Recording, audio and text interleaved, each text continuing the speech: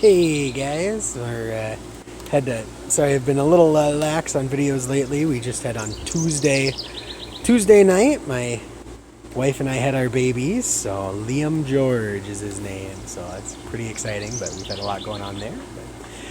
Anyway, a while back, Brandon from the Voodoo Tennessee channel, he said that he'd like to see a video on growing a plum tree from a seed or from a pit. So thought I'd get you started here. It's a bit of a process. Takes a month or so to get it going.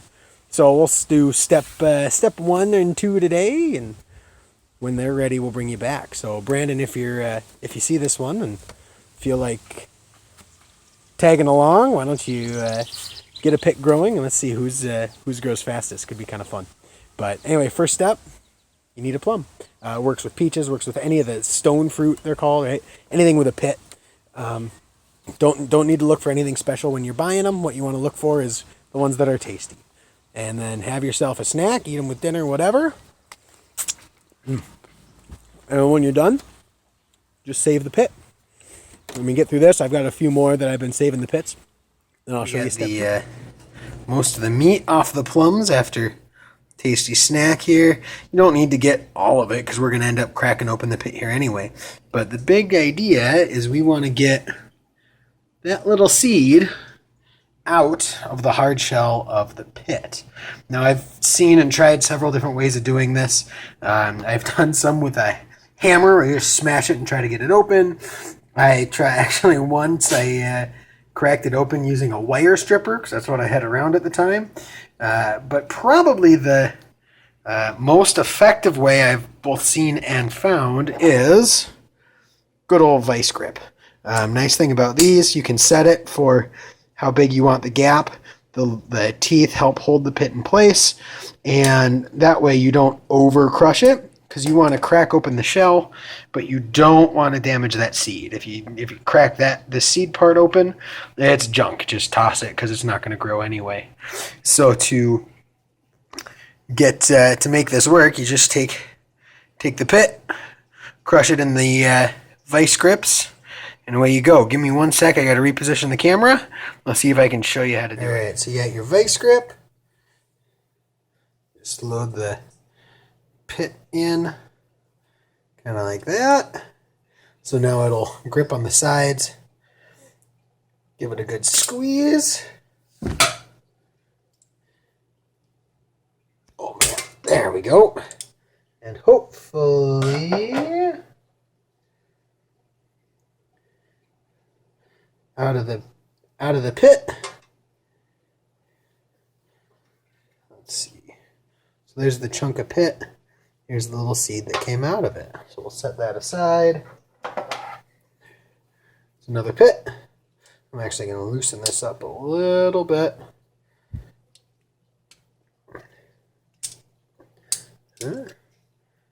Load in the whole pit.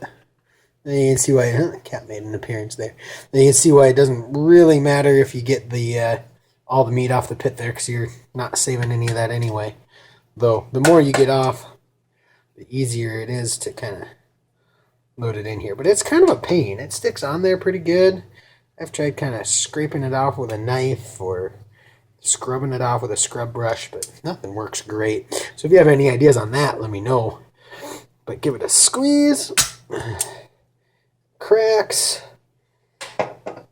Let's see how we did here. Oh, this looks like an even better one.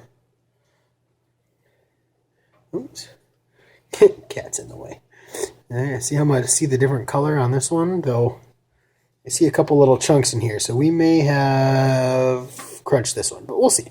We'll see if it'll sprout. So yeah, got a nosy cat. 2 left. I'm going to crush these open. These are out of a Black Plum just from the grocery store.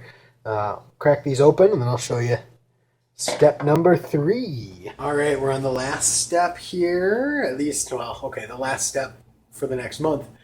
We need to wrap these up, get them wet, and let them germinate. Now, stone fruit, plums, peaches, those sorts of things, they need a length of time where they're cold and wet in order for the seed to actually germinate. I think it's called a cold stratification, something like that. If you're a plant person, please correct me if I'm wrong. I'd love to learn more. But so they need to be cold and wet at the same time in order for the seed to actually sprout. So we're gonna wrap the seeds up in some wet toilet paper and put it in a plastic bag, and we're gonna stick it in the fridge. Now it needs to sit for about a month. So because I have a tendency to forget, I like to set a reminder on my phone calendar so that the alarm goes off in a month and reminds me to go check and see if my seeds have sprouted. So the ones that sprout, we'll plant. The ones that haven't, we'll give them a little longer, see if they sprout, and if not, we'll toss them. Because not all of them are going to work.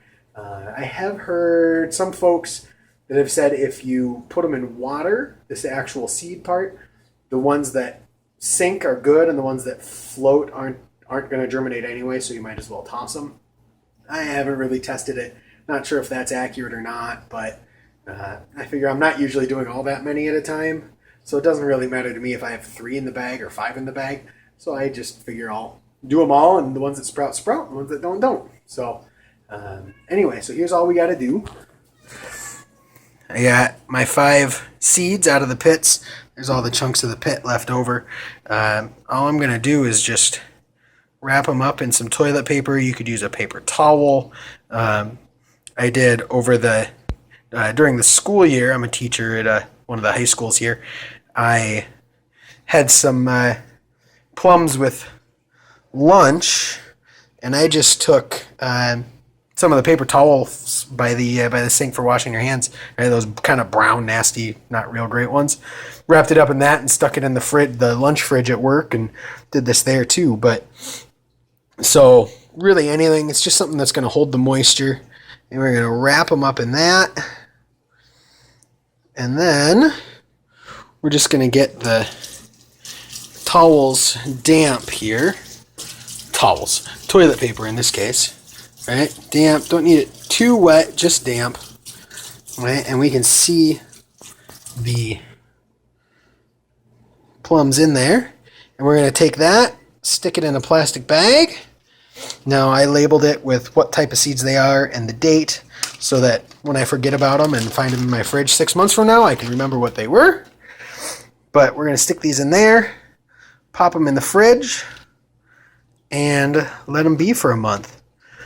Then we'll come back in a month and see if they've sprouted. So I'll get those. You don't need it. It's hard to get them in the bag one-handed. But I just put them in the door of the fridge somewhere where they're cold. Let me show you. Let's see. It's getting kind of dark out here, but we'll see if you can see it. No, probably can't. Oh, darn. Anyway, I've got one out on my deck here. Maybe if I turn the light on. Is that any better?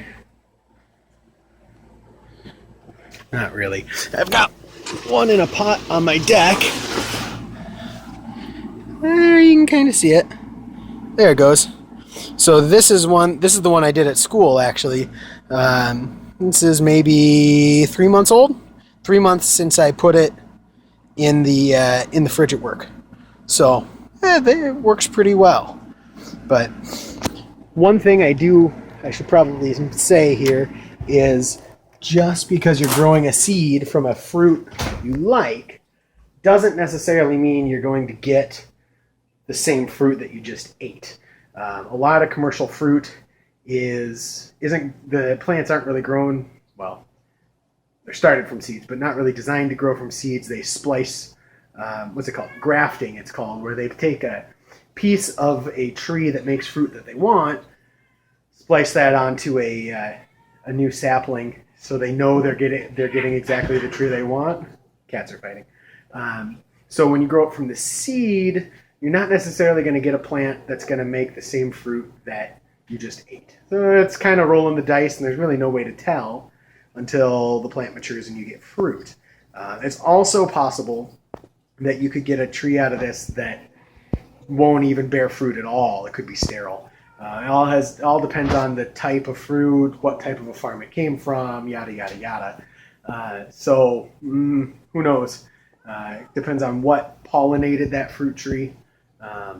So it's kind of a crapshoot, but even if you get a tree that doesn't grow any fruit, it's still kind of fun to have a tree that you grew from the seed of lunch. Yeah, it's kind of fun.